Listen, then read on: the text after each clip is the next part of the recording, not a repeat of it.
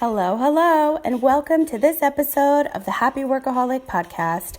I'm your host, Kellyanne Gorman. I'm a business, LinkedIn, and podcast coach, as well as a luxury brand consultant, and I help business owners take their brands to the next level by implementing my personal techniques when it comes to growing their service, sales, and social media. Over the past 20 years, I've helped grow multiple brands in the beauty, hospitality, health, and luxury travel markets. I've exceeded all of their expectations, and I'm here to share my tips and tricks on how I did it. Inspiration, motivation, and determination are what got me to where I am today. And trust me, living with an autoimmune disease is never an easy task. So you can definitely expect some pretty crazy stories shared here as well. Don't forget, the after show happens after each episode in the Happy Workaholic Podcast Facebook group, and that's where I'll be every week to answer all of your questions. Now, if you want to hear any of my exclusive news first, just visit thehappyworkaholic.com, scroll down to the bottom of the page, and sign up for my weekly VIP newsletter. Now, let's get started with today's show. Hey everyone, welcome back to today's show. It is episode number 85. And today I have some super exciting news to share.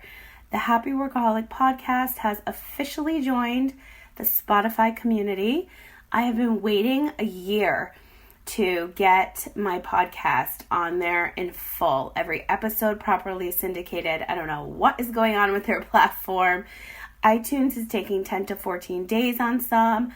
I can get my clients on in a day. So it really just depends on who you're using to host it, I guess. I'm not really sure, but I double checked my clients' podcasts and they're all on Spotify as well. But for some reason, I have been waiting forever, but you can now listen to the Happy Workaholic Podcast on Spotify as well.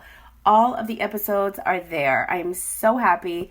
I found out this morning through an email because I'm the follow-up queen and I have been double checking like constantly and it's just not all there.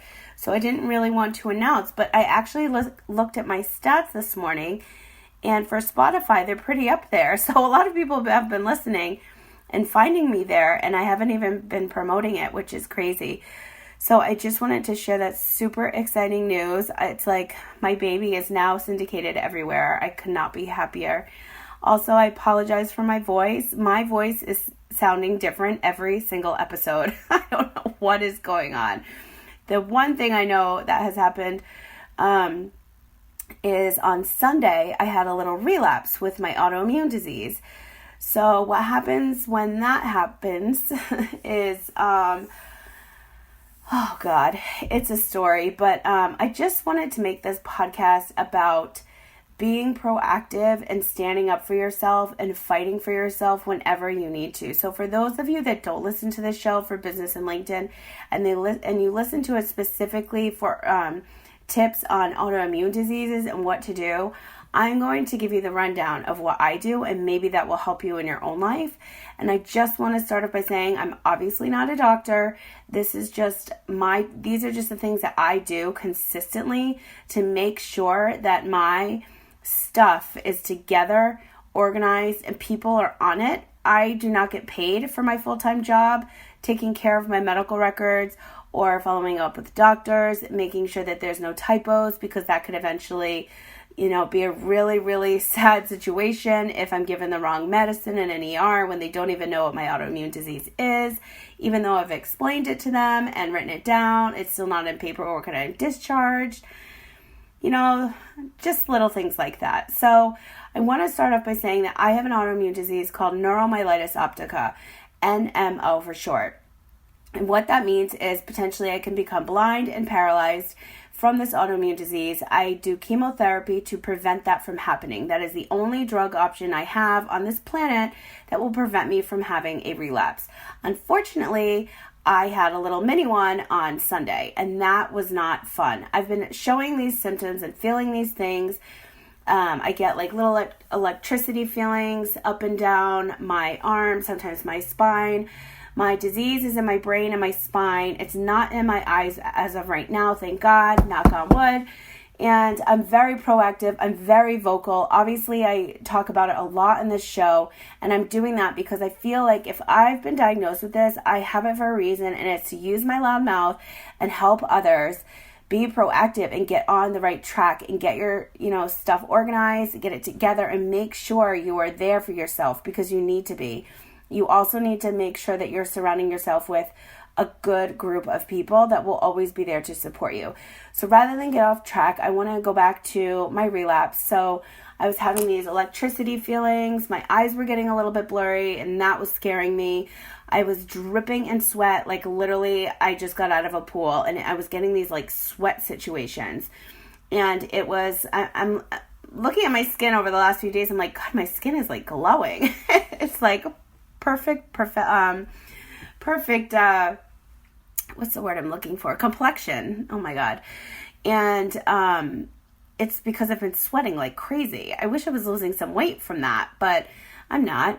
Anyway, so I was having like these sweat situations. I was getting these electricity feelings.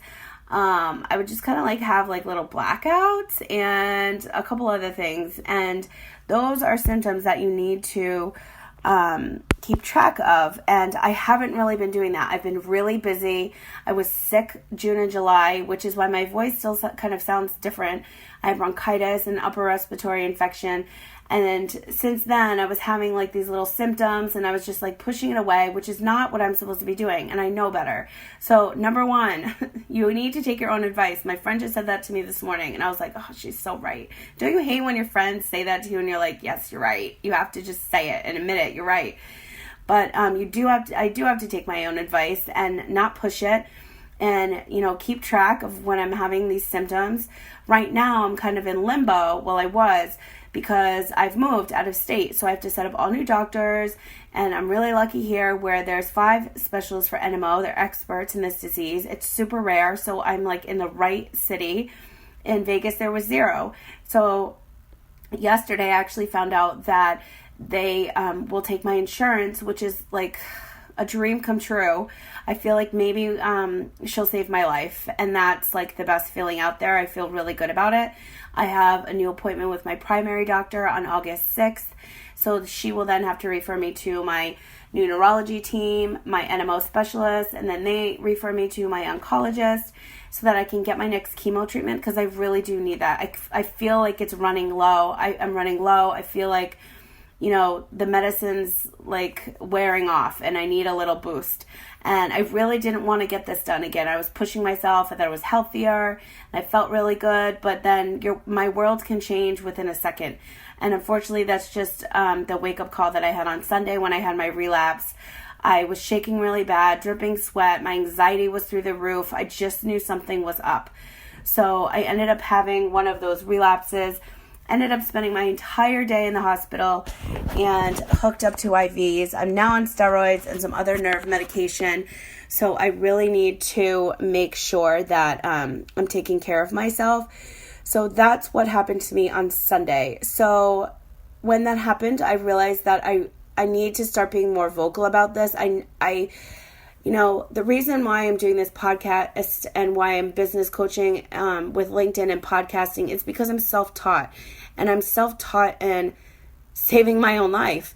So I feel like I'm able to use this platform, thank God, to share what I've been going through so that it can help others that listen to this show when they have an autoimmune disease and they don't know what to do, and they need to get organized and how to, get a hold of doctors and what to do when they say, no, we can't help you, then go to the next one. I've gone through teams of neurology doctors to get my diagnosis. I fought like hell to make that happen. So my tips to you is what I'm going through right now is transferring all my medical records. This right here is a job. I need to make sure that my 12 doctors in Vegas have all given everything to my primary doctor. Do I think that's the case? Absolutely not. Am I calling all 12 of them and making them send all of my records? Absolutely. Because I don't want anybody not having a piece of paper. I make sure that there's typos that are changed when I get discharged. I'm working on my discharge paper from Sunday because it says that I was there for nausea. It doesn't say anything about my autoimmune disease, and that needs to be in my records, because if I was given a drug for MS, I could die, and that's been the case a couple of times, and I was really lucky. So you need to be organized, just like in business and in your personal life. You need to get a notebook. You need to write shit down. You need to know what your symptoms are and put it in the note section in your phone. That's actually what I used to do. But now that I have a new phone, my whole phone drama, if you've been listening to my shows, all my notes disappeared. So all that my saved hashtags, all these important notes, they disappeared, unfortunately, because I decided not to back those up, which is really annoying. So note to self, don't ever do that again. So I am writing down symptoms in my planner because I forget if things aren't written down. And the doctors will ask you, when was the last time that happened? I have no idea because I can't remember. Well, if I go to my notebook and I have it highlighted in blue, then I know right away that I'm having specific symptoms on specific days. And that really helps me. You need to be organized in that department. You need to be organized with all of your paperwork. So go out and get yourself a little binder. I have folders for specific doctors because I have so many. And I just write on them in a Sharpie. I like to keep things super easy. And then I put it in a binder and everything is there. If I ever need to refer back to something, it's already there. And it's there for me. If for some reason I'm missing something, I can always get it faxed. Just for an example, right now, I'm calling my primary and I need to get my medical records. I need to sign an authorization form, send it back to my primary's medical records department so that they can then fax over to my new primary here in San Diego all of my records. So I also want to suggest getting this app called Sign Now. And what this app does is as soon as you get a PDF, you can send it to the Sign Now, fill it all out and do an electronic signature and then email it back to them. It's the easiest way to do it. There's also another one that I use as backup. So I will put those apps in the show notes and they are so great for signing contracts on the go for your business as well. But I don't want to make this show about business. I want to really talk about how to stand up for yourself, how to be proactive, and how to be organized in your health, just like you would be in your business when it comes to having an autoimmune disease or any other illness for that matter. It's really the same thing in your personal life and professional, and it makes a huge difference when you are organized. So you need to download these apps on your phones. You need to get everything organized in little folders. You can even use tabs. You can write on with a Sharpie, post-it notes, tape it around. However you feel comfortable organizing your stuff, I would highly recommend doing that. It's taken me days to put some of my stuff together. Let's just be clear on that. So sometimes it's not a quickie project. It's going to take you a while.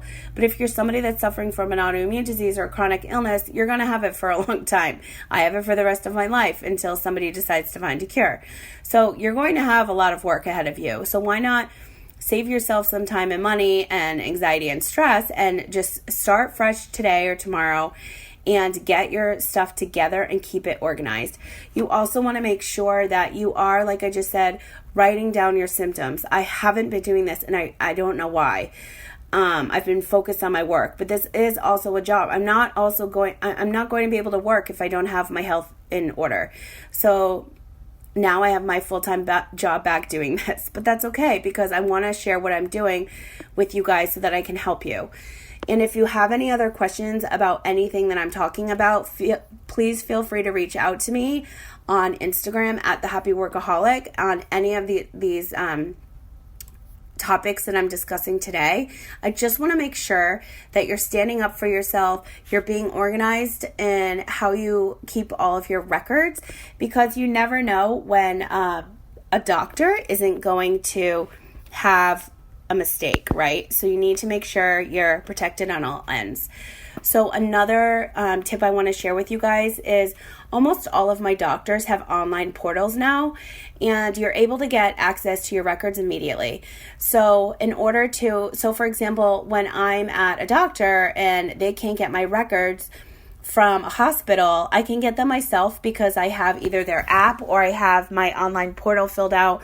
I have a username and a password. I can immediately get test results, and it's automatic. When I was in the hospital all day on Sunday, I already had before I left, I already had all of my test results and everything in my online portal. So make sure you're doing it electronically as well, because you never know when you're going to need those records, and you're just going to save yourself a whole nother appointment if for some reason where you are, excuse me, medical assistants cannot get a hold of your records. You can do it yourself. Make your life easy. Save some time and money on gas, driving back and forth to appointments when people are not doing their job.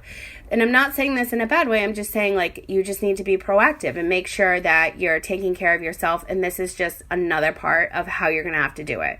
So besides being organized with the paperwork and online and digitally using the apps and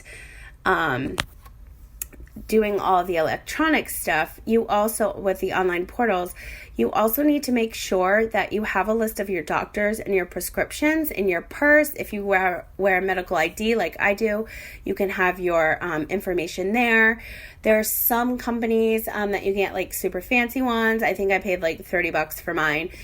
It's just like a little tag, and it has my contact, emergency contacts, and my power port where I get my chemo, the number in case they need to access it and I can't speak, they can research it, the number, and see what kind of needle they need to use, which is really good. I carry my card on me, my power port card. I have all my doctors, all my prescriptions in my drug bag that's in my purse. I also have it in my phone, and that's another thing I want to suggest. If you have an iPhone, I'm not sure how they do it with Androids or Google phones, but on the heart app on an iPhone, you can actually put in all of your medical information and then make sure that somebody is able to access that when your phone is locked. So in the case of an emergency, which we always need to prepare for, you can have all of your information there, your blood type, your emergency contact, your doctors, your drugs that you're on. That's really, really important. And make sure if you're writing something out and keeping it in your pill case, in your purse like me, that it's legible. I've had it messy sometimes and people don't know what the dose is, and that's not good.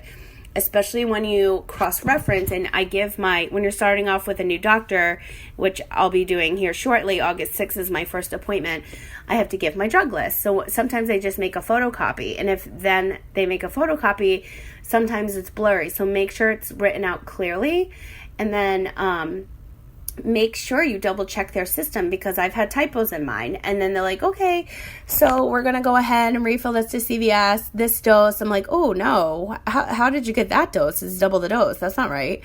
And it's just a common mistake, unfortunately. So this is why you have to make sure that you're taking care of yourself, and you don't rely on doctors and nurses, because sometimes there's mistakes, and I've had it happen to me a number of times. Now, on to doctors, you need to make sure that your records are correct. What happened in the visit is correct. You need to make sure the drugs are correct. You also need to make sure that if you feel if you don't feel comfortable with the doctor and you feel like they're not giving you a proper diagnosis and medication, and you want to go ahead and get a second, third, fourth opinion, and they say that if you take your records and go somewhere else, they can no longer see you, what are you going to do? You're going to go with your gut and make that decision and go on to the next doctor, because I've personally experienced this 4 times. And I have been in screaming matches with doctors, which I'm not really proud of, but you know what? I saved my own life, and I've done it twice. And it's just not a happy situation, but I knew in my gut, like, something was up. And if I didn't make that choice, I wouldn't have ended up in the hospital and getting admitted for 9 days to finally get my proper diagnosis. It was like I won a lifelong court battle. And they said, you're right, you have NMO. I do not have MS.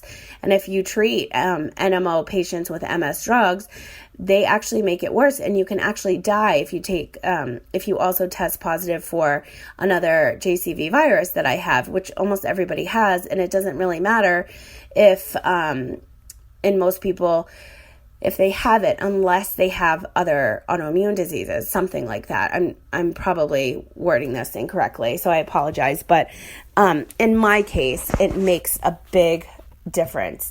If I were to take an MS drug, which I've been sent multiple times and was in the fridge at my house, if I have taken that, I would have immediately had a brain infection and dropped dead. And I chose not to do that drug and get 5 days of IV steroids. And on the 5th day of IV steroids, my blood pressure skyrocketed to like 264. I ended up getting admitted into the hospital, and then that is when I finally found my final team of neurologists. inside of the hospital I was admitted to, and that's when I got my final diagnosis. So everything happens for a reason. That's just my diagnosis story. But I also want to say that if you are still fighting and you still are trying to find your proper diagnosis or anything else that's happening, that you just make sure that you're writing everything down, you're following up, because most doctors will say like, okay, it's time to follow up, but they don't. So you need to be on your A game. And there's so many other things I do to keep myself organized for that, but I just wanted to go over what happened on my relapse. I'm feeling okay now. I'm getting all my new doctors lined up. I'm like so excited about that. And right now I'm just on like some heavy drugs, so they're making me super sick. But other than that, I'm feeling a little bit better, other than I'm just like drugged. I'm on steroids, so that's why I'm kind of like a little bit hyper right now, because I just had to pop 3 of them. But other than that, I'll go through phases, but it could have been a lot worse. I'm glad I finally went. And I'm glad I'm sharing my story with you, so that if you or a friend or family member has, if you guys are going through something like this, that you feel more comfortable because you're listening to somebody else's story. You know that you're not alone, and that is the whole point of me sharing this story of having an autoimmune disease. Are you going to be curled up in a ball, depressed in your bed some days? Absolutely. Are you going to have the best day of your life the next day, like nothing ever happened? Hell yeah, you are, because that's just how life is. And so that's why I'm sharing my story. And if you guys ever have any questions, please feel free to reach out at any time. And that's all I wanted to share today. Just be proactive, be organized. And I'm going to drop the links to the apps. If there's links, but I'll drop the name of the apps that I use for my Sign Now. And please just make sure you're organized. You have a notebook. You're collecting all your files. You are signing up for all of your online portals. You just need to be organized with your personal health as well as your family members. And if you have a family with multiple children, it would be great to have like certain files for them, have all of their stuff organized, especially if they're suffering from a specific illness. It brings it to a whole nother level where you really need to be on top of medications, refills, doctors, labs, like all that fun stuff. So that is all I wanted to share with you guys today. I hope that you thought that this show was useful. And if you have any other questions, like I said, please reach out. You can find me on Instagram at the Happy Workaholic.